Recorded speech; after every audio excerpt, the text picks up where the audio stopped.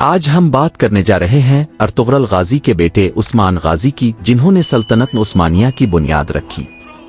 سلطنت عثمانیہ کی بنیاد رکھنے والے عظیم فاتح عثمان غازی کی کہانی تاریخ کے اوراق میں یکتا مقام رکھتی ہے۔ معمولی دربدر کارد قبائل کے بیٹے عثمان کی پیدائش از حد معمولی تھی، لیکن عظیم خواب آنکھوں میں تھے۔ بڑھتی عمر کے ساتھ اس کے اندر ایک شعلہ سی بھڑک اٹھا، حق کے لیے لڑنے کی آرزو، اپنے لوگوں کو ذلت و زبوں حالی سے نجات دلانے کا جنون۔ ابتدائی کردار میں عثمان کی بے بسی نظر آتی ہے، خوش پوش، صحت مند، مگر مقام و مرتبے سے ناآشنا۔ اسے شکست نے گھیرا، مگر قربانیاں اس کو مٹا نہ سکیں۔ وہ گھوڑوں کی رفتار سے، اختلافات سے نکل کر بڑے بڑے ایوانوں میں کھڑا ہو گیا۔ ایک دن اس کے ہاتھ نیلی تلوار آئی، جیسے مقدر کی تحریر۔ وہ خادم خدا سے بادشاہ بننے کو بےتاب تھا۔ کو مبارک درویشوں کی درگاہ اور قدیم کتب نے اسے حکمت و تدبیر سکھائی، اور وہ روح میں طاقتور ہو گیا۔ پھر آیا روزن امتحان، جب بازنطین اور مقامی حکمرانوں نے اس کی بڑھتی طاقت پر نگاہ ڈالی۔ عثمان نے پہاڑی قلعوں کو فتح کیا، لیکن سب سے بڑا مرکہ اسی روز آیا جب اس کی دعوت نے ہزاروں کو بے خوف کر کے منظم فوج میں تبدیل کر دیا۔ جنگوں کے دیوانے اس کی شان میں گرج نکلے، اور اس کی شعلہ بار تلوار فتح کے لیے راستے کھولتی چلی گئی۔ عزت، حکمت، جرت، یہ تینوں صفتیں اس کے شعر و شاعری بن گئیں۔ ہر فتح کے بعد وہ ایک نئے معاشرے کا نقشہ کھینچتا جو انصاف پر قائم تھا۔ اس کے قصے بازار اور بستیوں کی زینت بن گئیں۔ غلام نہیں شہزادے، ہر انسان اس کی نظر میں برابری کا حق رکھتا تھا۔ لیکن کامیابی کے راستے پر قربانی بھی ہوتی ہے، دوست گنوا دے گا اور دشمن شناخت ہو جائیں گے۔ عثمان نے اپنی روح کی تزئین کے لیے مختلف خاندانوں اور قبائل کو متحد کیا۔ اس کے بیٹے اور ساتھی شہزادے حسین باعث اور دیگر اس کے مشن میں شریک ہوئے۔ اس طرح وہ ایک اتحاد کے علمبردار بن کر الفابیری شام سے سیاہ سمندر تک اس کی حکومت کا قد باندھنے کا خواب دیکھنے لگا۔ قصہ یہاں ختم نہیں ہوتا، یہ سلسلہ فقط ایک فرد کا نہیں، ایک تہذیب کا سفر ہے۔ عثمان نے ایک نظام ترتیب دیا، قانون و ضوابط بنائے، اور خوشی کا لمحہ اس کے آنچل میں پرویا۔ وہ وفاداری، جذبہ اور شجاعت کے حوالے سے مریروں کا الگو بن گیا۔ وقت کے پہیے نے اس ریاست کو عظمتوں تک پہنچایا۔ عثمان نے اپنا سب کچھ، خاندان، دوستی، آرام، ایک عظیم مقصد کے لیے وقف کیا۔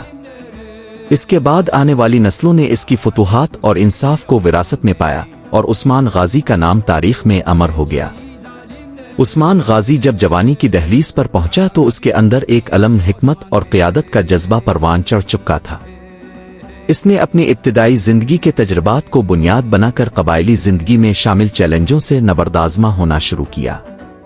ایک طرف اس کی تلوار نے کئی چھوٹے قلعوں کو فتح کیا، تو دوسری جانب اس کی سفارتی نزاکت نے مقامی قبائل اور تاجروں کو ایک پلیٹ فارم پر متحد کیا۔ عثمان نے اپنے منشور میں عدل و مساوات کو پہلی ترجیح دی، جس نے نہ صرف قبائلی رہنماؤں بلکہ عام عوام کے دل بھی جیت لیے۔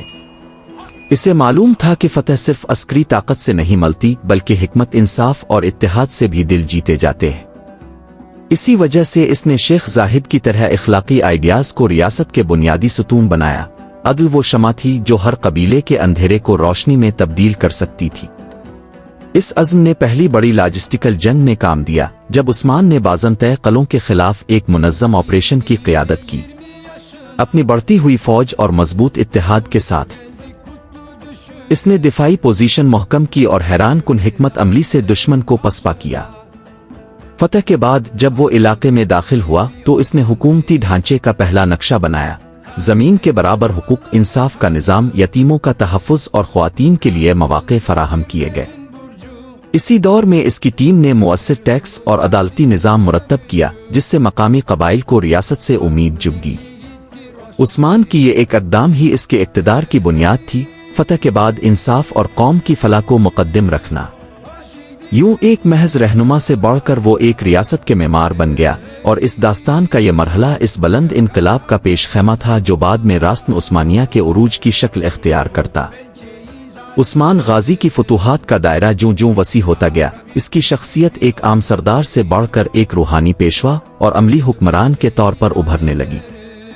اس کے کردار میں عزم، اخلاص اور فہم کی ایسی جھلک تھی جس نے نہ صرف اس کے ساتھیوں بلکہ دشمنوں کو بھی متاثر کیا۔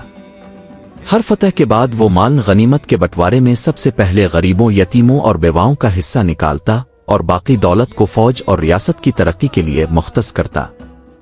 اس کی نگاہ میں اقتدار کا مطلب جبر نہیں بلکہ خدمت اور قربانی تھی۔ وہ جب کسی قلعے کو فتح کرتا تو وہاں کے غیر مسلم شہریوں کو ان کے مذہب، جان اور مال کا تحفظ دیتا، جس سے کئی لوگ از خود اس کے نظام سے متاثر ہو کر مسلمان ہو جاتے۔ عثمان اکثر کہا کرتا تھا کہ حقیقی طاقت تلوار سے نہیں، انصاف اور رحم سے حاصل ہوتی ہے۔ اس نے فوج میں باقاعدہ تربیت، اخلاقیات اور ایمانی جذبے کو لازم قرار دیا۔ اس کی فوج نہ صرف میدان جنگ میں بہادر تھی بلکہ نظم و ضبط، حیا اور نماز کے پابند بھی تھے۔ ایک واقعہ مشہور ہے کہ جب ایک بازنطین گورنر نے صلح کی شرط پر اپنی بیٹی کی شادی عثمان سے کرنی چاہی تو عثمان نے اسے قبول کرنے سے پہلے قاضیوں سے مشورہ کیا اور صاف کہا کہ اگر یہ نکاح انصاف اور عزت کی بنیاد پر نہیں تو میں اسے کبھی قبول نہیں کروں گا۔ یہی وہ انداز تھا جو عثمان کو ایک سادہ سردار سے عظیم بانی ریاست میں بدلتا گیا۔ اس نے قلعہ بلجک یعنی شہر اور کئی دیگر اہم علاقوں پر حکمت اور بہادری سے قبضہ کیا، مگر کبھی بھی دشمن کے عام شہریوں پر ظلم کی اجازت نہ دی۔ وہ اکثر رات کو تنہا گشت کرتا، عوام کے گھروں کی حالت دیکھتا اور غربت و بدحالی کا نوٹس لیتا۔ جب اس کی سلطنت میں خوشحالی آئی تو اس نے تجارتی قافلوں کو مکمل تحفظ دیا اور علماء، صوفیاء و اساتذہ کو عزت و وظائف سے نوازا۔ اس کی سلطنت میں تعلیم و تربیت کو اتنا مقام حاصل تھا کہ ہر قبیلے کے بچوں کو اسلامی علوم، عسکری تربیت اور معاشرتی آداب سکھائے جاتے تھے۔ یہی وہ بنیاد تھی جس پر بعد میں ایک ایسی سلطنت کھڑی ہوئی جو 600 سال تک دنیا کی عظیم ترین اسلامی حکومت بنی رہی۔ عثمان غازی کی حکمرانی کا سب سے نمایاں پہلو اس کا نظام عدل تھا، جس نے راستن عثمانیہ کی بنیادوں کو پائیدار بنایا۔ وہ اکثر کہا کرتا تھا کہ جس ریاست کی بنیاد عدل پر نہ ہو وہ جلد زمین بوس ہو جاتی ہے۔ اسی فلسفے کے تحت اس نے قاضی مقرر کیے جو بادشاہ کے فیصلوں کو بھی رد کرنے کا اختیار رکھتے تھے، اور اس قانون کی ابتدا عثمان نے خود اپنی ذات سے کی۔ ایک مشہور واقعے کے مطابق جب ایک مسلمان تاجر نے غیر مسلم کے ساتھ زیادتی کی تو عثمان نے اسے فوراً گرفتار کروا کر قاضی کے سامنے پیش کیا، اور قاضی نے فیصلہ غیر مسلم کے حق میں دیا، جسے عثمان نے دل سے تسلیم کیا۔ یہی انصاف کا ماحول تھا جس نے رعایا کے دل میں اعتماد پیدا کیا، اور لوگ جوق در جوق اس کے نظام کے سائے تلے آتے گئے۔ عثمان کی خاندانی زندگی بھی اس کی قیادت کی طرح سادہ مگر فہم و فراست سے بھرپور تھی۔ اس نے بالا خاتون سے شادی کی جو نہ صرف ایک نیک، باوقار اور ذہین عورت تھی بلکہ عثمان کی فکری اور روحانی ہمسفر بھی تھی۔ ان دونوں کے درمیان باہمی مشورے، احترام اور ایک دوسرے کے لیے قربانی کا جذبہ غالب تھا۔ بالا خاتون اکثر عورتوں میں دینی تعلیم اور اخلاقی تربیت کا درس دیتی، جبکہ عثمان اسے میری ریاست کی ماں کہہ کر پکارتا۔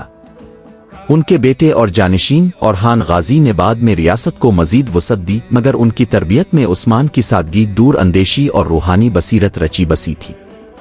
عثمان کا رجحان صوفیہ کی طرف خاص طور پر جھکا ہوا تھا۔ وہ شیخ ادیبالی سے خاص تعلق رکھتا تھا، جن کی صحبت نے عثمان کی سوچ کو نئی جہت دی۔ عثمان اکثر ان کے دربار میں گھنٹوں بیٹھ کر خاموشی سے ان کی باتیں سنتا، اور جب واپسی پر نکلتا تو اس کے چہرے پر سکون اور حکمت کی جھلک ہوتی۔ ایک رات عثمان کو خواب آیا کہ شیخ ادیبالی کے سینے سے ایک چاند نکلا اور آسمان پر چمکنے لگا، پھر وہ چاند اس کے سینے میں داخل ہو گیا، اور ایک درخت اس کے جسم سے نکلا جس کی شاخیں مشرق و مغرب تک پھیل گئیں۔ جب عثمان نے یہ خواب شیخ کو سنایا تو انہوں نے فرمایا کہ تمہاری نسل سے ایک ایسی سلطنت قائم ہوگی جو انصاف، علم اور طاقت میں دنیا کی قیادت کرے گی۔ عثمان نے اس خواب کو نہ صرف سچ مانا بلکہ اپنی زندگی اسی مقصد کے لیے وقف کر دی۔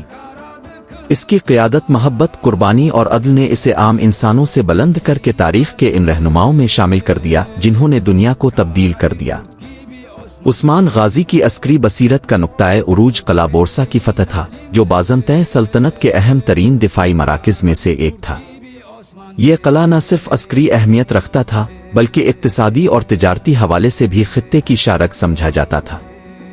عثمان نے اس قلعے پر براہ راست حملہ کرنے کے بجائے محاصرہ کرنے کی حکمت عملی اپنائی تاکہ دشمن کی رسد کاٹ کر کمزوری پیدا کی جا سکے۔ یہ محاصرہ کئی مہینوں تک جاری رہا، اور عثمان نے اپنے جوانوں کو صبر، نظم و ضبط اور دعاؤں کا درس دیتے ہوئے اس جنگ کو صرف جسمانی مقابلہ نہیں بلکہ روحانی امتحان بھی بنایا۔ اس دوران عثمان نے قلعے کے گرد چھوٹے قلعوں اور تجارتی گزرگاہوں پر قبضہ کر کے بورسا کو مکمل طور پر تنہا کر دیا۔ یہ ایک تدبیر تھی جو اس کی ذہانت اور دوراندیشی کی علامت تھی۔ اگر ویڈیو پسند آئی ہے تو لائک کریں اور ہمارے چینل کو سبسکرائب کریں۔